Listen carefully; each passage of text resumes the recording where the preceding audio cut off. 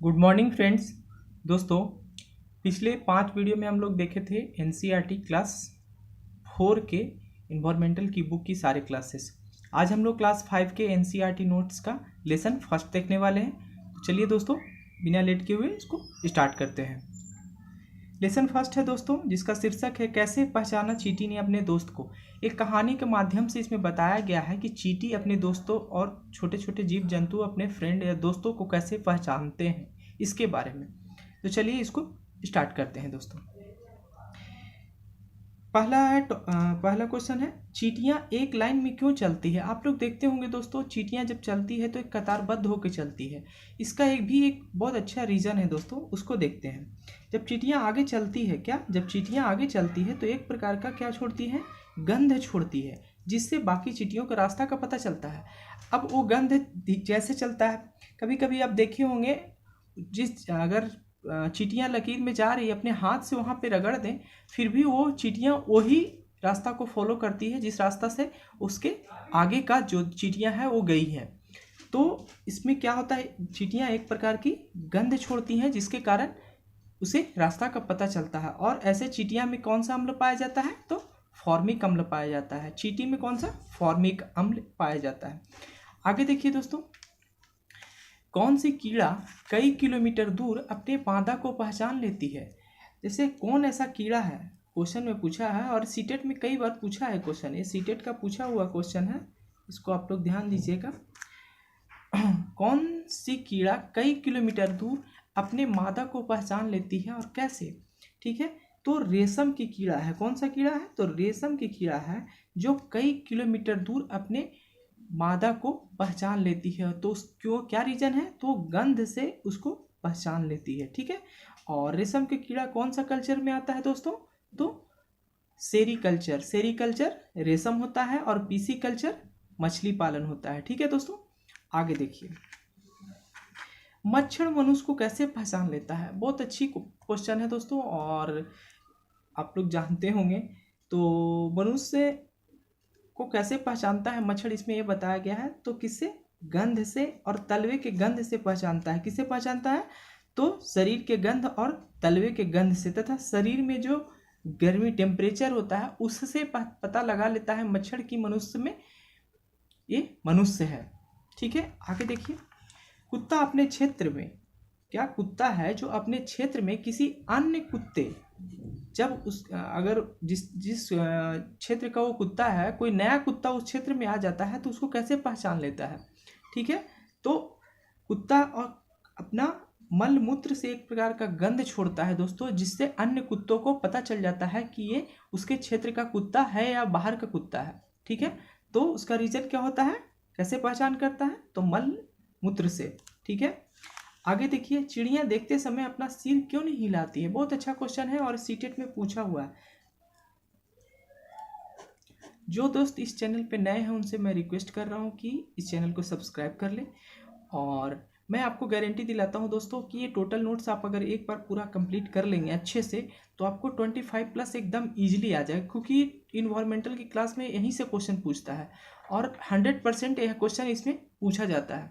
तो चलिए इसको शुरू करते हैं। चिड़िया देखते समय अपना सिर क्यों हिलाती रहती है, तो चिड़िया की जो आंखों की पुतली होती है, क्या होता है, चिड़िया की जो आंखों की पुतली होती है वो फिक्स होता है, उसको वो इधर उधर नहीं कर सकती। इसीलिए किसी वस्तु को जब देखना होता है तो पूरा गर्दन हिलाना पड़ता है। फिक्स अगर कर दिया, आप इमेजिन करिए कि अगर पुतली फिक्स हो जाए, अगर आप इधर से उधर नहीं देख पाएंगे तो आपको सर ही हिलाना पड़ेगा। ठीक है, तो इसीलिए किसी वस्तु को देखना पड़ता है तो पूरी की पूरी गर्दन को घुमा देती है। इसीलिए तो उसका रीजन क्या है, तो उसका आंख की पुतली जो होता है वो फिक्स होता है, स्थिर होता है। ठीक है, आगे देखिए, नोट में है, चिड़िया एक ही समय पर अलग अलग आंखों से अलग अलग वस्तु को देख सकती है। चिड़िया का जो आंख का जो कंस्ट्रक्शन किया गया है, ऐसा किया गया है कि एक साथ वो अलग अलग आँखों से अलग अलग वस्तु देख सकती है। बहुत अच्छा क्वेश्चन है। और देखिए दोस्तों, इसे हर साल 1-2 क्वेश्चन पूछता है सीटेट, आप एकदम फिक्स है। लेसन फर्स्ट से 1 या 2 क्वेश्चन पूछता है और ज़्यादातर इसी टॉपिक से पूछता है। तो ठीक है, आगे का देखते हैं क्वेश्चन दोस्तों।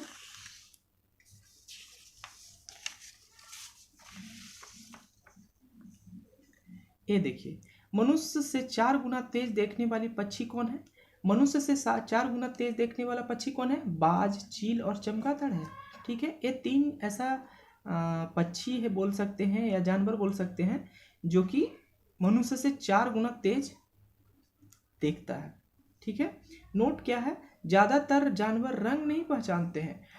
आप जितने भी जानवर को देखते होंगे वो रंग पहचान नहीं पाते हैं। दिन में जगने वाले जानवर कुछ रंग देख पाते हैं, जो दिन में जगते हैं वो कुछ रंग देख पाते हैं लेकिन पूरा रंग वो नहीं पहचान पाते हैं।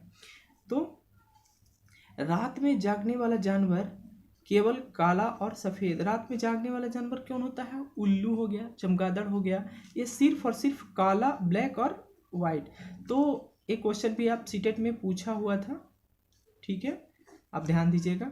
तो ये सब क्वेश्चन है जो सीटेट में आपको ऑप्शन पूछेगा, 4 ऑप्शन दे देगा, उसमें एक निगेटिव रहेगा जो कि सेम रहेगा, बस उसका उल्टा ऑप्शन दे देता है। ठीक है, उससे आपको पद पकड़ में आ जाता है।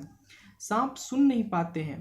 ठीक है, ये तो सब जानते हैं, सांप के कान नहीं होते हैं, वे केवल जमीन पर कंपन को महसूस करते हैं। ठीक है, तो कैसे वो जब पकड़ पाते हैं कि कोई उस पर आक्रमण कर रहा है या फिर उसे कोई मारने वाला है, कोई आ रहा है, तो वाइब्रेट आपका जमीन पे जो चलते का जो कंपन होता है उसको वह फील कर लेता है और उसको इसीलिए वो सतर्क हो जाता है। ठीक है, उसको वो कान नहीं होता, वो सुन नहीं पाता है सांप। ठीक है, आगे देखिए, कुछ पक्षी तथा जानवर अलग अलग परिस्थितियों में विभिन्न आवाज़ें निकालते हैं। क्या?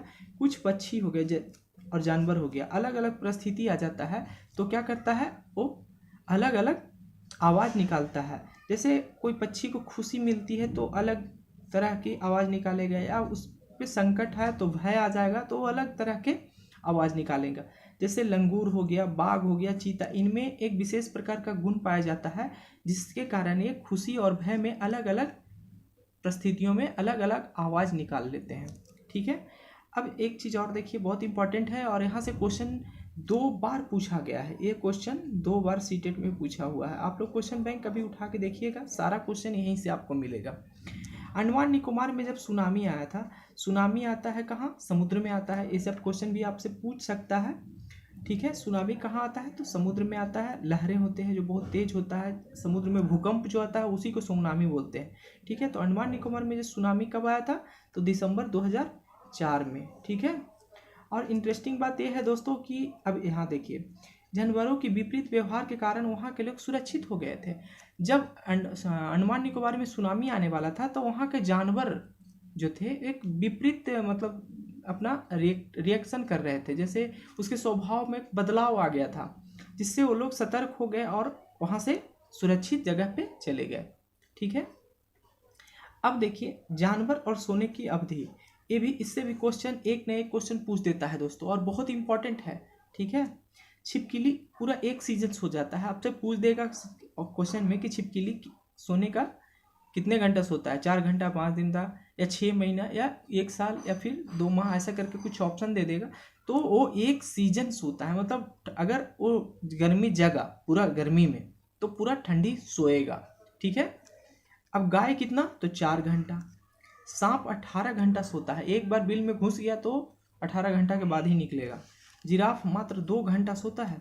ठीक है, और बिल्ली 12 घंटा। बिल्ली कितना? बिल्ली 12 घंटा सोता है, यानी 24 घंटा में वो आधा घंटा 12 घंटा सो देता है।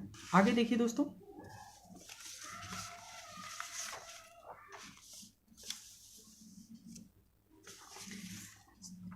स्लोथ है। स्लोथ क्या है? बहुत अच्छा चीज़ है और इससे सीटेड क्वेश्चन पूछा है कई बार, ध्यान दीजिए।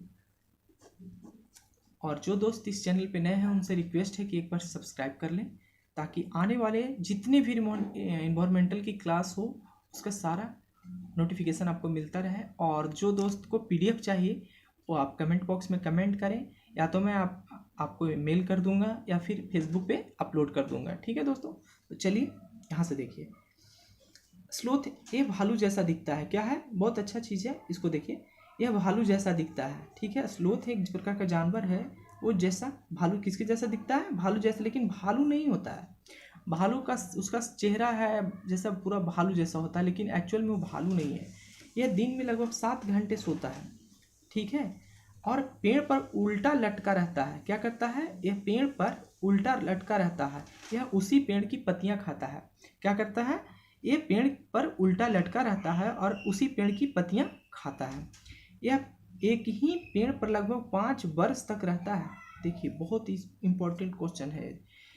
यह एक ही पेड़ पर लगभग 5 वर्ष तक रहता है और जब तक उस पेड़ की सभी पत्तियां खत्म ना हो जाए वो उस पेड़ को नहीं छोड़ता है। समझे? कितना इंपॉर्टेंट क्वेश्चन है, इसको ध्यान दीजिएगा। एक ही पेड़ पे लगभग 5 वर्ष तक कौन स्लोथ रहता है, और जब तक उस पेड़ की सभी पत्तियां खत्म खा नहीं जाता है तब तक वो वहां से हटता नहीं है, ठीक है। अब देखिए, ये 40 साल जीता है। इसका लाइफ कितना है? तो 40 ईयर है। इस प्रकार पूरा जीवन काल में वो 8 पेड़ पर रहता है। कितना रहता है? 8 पेड़ को पूरा खा जाता है।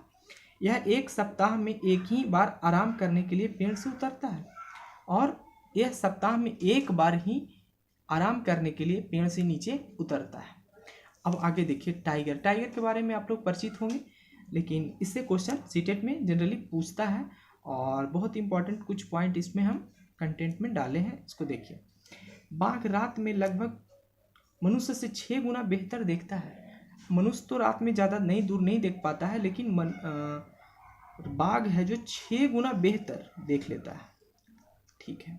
आगे देखिए, बाघ की मूंछ, जो पतली पतली जो मूंछ होती है, लंबी लंबी, वो बेहद संवेदनशील होती है। क्या होता है? उसका जो मूंछ है वो वास्तविक में बहुत संवेदनशील होता है, जिससे यह हवा के गति और, यहाँ पे मिस प्रिंट हो गया, हवा में गति और कंपन का पता लगा लेता है। उसका मूंछ इतना संवेदनशील होता है कि हवा किस गति से चल रहा है उसको भी बता देगा और उस कंपन को भी वो परख लेता है, ठीक है। इसको देखिए आगे, इसकी मूंछें उसे अंधेरे में उसके शिकार को ढूंढने में मदद करती है। क्या है? उसकी मूंछ है जो कितना हेल्प करता है उसको अंधेरे में शिकार ढूंढने में मदद करता है, ठीक है। ये सब क्वेश्चन अब बाघ के बारे में आपको दे देगा कि बाघ की मूंछ क्या किस चीज़ में मदद करता है और क्यों संवेदनशील होता है। तो ये सब चीज़ आपसे क्वेश्चन 4 ऑप्शन दे देगा और आपको कहेगा कि इसमें आप बताइए कि कौन सही है और कौन गलत है। तो ये सब क्वेश्चन जब तक आपको पूरा टॉपिक आप नहीं पढ़े रहेंगे तो आपको नहीं समझ में आएगा। और बुक से पढ़ने जाएँ तो एक एक लेसन में 8-8 10-10 पेज है, आपको पढ़ने में काफ़ी टाइम लग जाएगा। और सीटेट का एग्ज़ाम बहुत जल्द लेगा, क्योंकि लॉकडाउन अब ख़त्म होने वाला है। इसके बाद सोशल डिस्टेंसिंग फॉलो करके एग्ज़ाम कराने के मूड में है, ठीक है दोस्तों। अब आगे देखिए, बाघ है जो पत्तियों की आवाज़ और किसी जानवर की हरकत करने में अंतर को महसूस कर सकता है। देखिए, अगर आप पत्तियों की आवाज़ है और किसी जानवर की हरकत की आवाज़ है तो दोनों में पता लगा लेगा कि कौन पत्ती का आवाज़ है, कौन जानवर की हरकत है, ठीक है। तो इसमें भी एक अजीब प्रकार की इंटेंसिटी है जिसके कारण ये पता लगा लेता है कि कौन जानवर आवाज़ कर रहा है और कौन पत्तियों की सरसराहट है, ठीक है। ये फील कर लेता है। बाघ के कान चारों दिशाओं में घूम सकते हैं। देखिए, बाघ के कान चारों दिशाओं में घूम सकते हैं। बहुत इंपॉर्टेंट पॉइंट है, इसको आप लोग ध्यान दीजिएगा। उसके चारों ओर की आवाज़ सुनने में मदद होती है। वो बहुत ही सतर्क रहता है, ठीक है। कहीं से उस पर थोड़ा सा भी अटैक होने के होता है तो अपना कान इधर से उधर रोटेट कर देता है और उस आवाज़ को सुनने के लिए तत्पर रहता है, ठीक है। आगे देखिए, बाघ अलग अलग परिस्थितियों में अलग अलग आवाज़ निकाल सकता है। ये क्वेश्चन पीछे भी हम लोग पढ़े थे। बाघ में एक गुण होता है जिसके कारण वो भय में और खुशी में एक अलग अलग आवाज़ निकालने में सक्षम होता है। इसकी दहाड़ क्या है? इसकी दहाड़, एक बार जब बाघ दहाड़ता है तो इसकी आवाज़ कितना 3 किलोमीटर तक सुनाई देता है। देखिए, इस सीटेट में पूछा हुआ क्वेश्चन है कि शेर की दहाड़ की आवाज़ कितनी किलोमीटर तक सुनाई देती है। तो आप यहाँ से बता सकते हैं कि शेर की आवाज़ लगभग 3 किलोमीटर तक सुनाई देता है, ठीक है। अब आगे देखते हैं दोस्तों।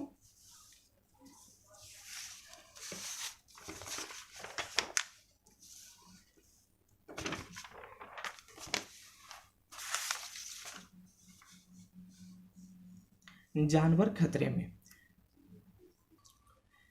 आगे है जानवर खतरे में। अब टॉपिक से भी समझ में आ गया होगा कि जानवर खतरे के कहने का क्या तात्पर्य है। देखिए दोस्तों, आजकल ज़्यादातर जानवर देखते हैं कि विलुप्त के कगार पे पहुंच गया है, ठीक है। तो वही के बारे में इसमें थोड़ा डिस्कशन किया गया है। चीता बहुत ही सतर्क जानवर है। चीता है जो अपने आप को बहुत सतर्क रखता है, फिर भी खतरे में है, फिर भी वो खतरे में है।